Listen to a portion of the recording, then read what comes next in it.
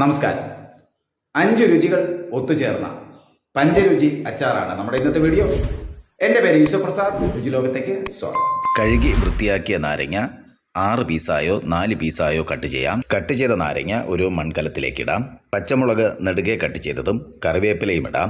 മഞ്ഞൾപ്പൊടി, മുളക് പൊടി, ഉപ്പ്, കായപ്പൊടി, ഉലുവ, വെളുത്തുള്ളി എന്നിവ ചേർക്കാം.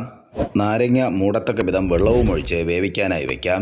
തിളച്ചു തുടങ്ങിയാൽ തുടർച്ചയായി 10 മിനിറ്റ് നേരം വേവിക്കുക. തിളച്ച് പുറത്തേക്ക് കളയാതിരിക്കുവാൻ ഇടയ്ക്ക് ഇളക്കി കൊടുക്കുക. 10 മിനിറ്റ് ആയാൽ നമുക്ക് സ്റ്റൗ ഓഫ് ചെയ്യാം. തണുത്തതിന് ശേഷം നമുക്ക് അടച്ച് സൂക്ഷിക്കാം.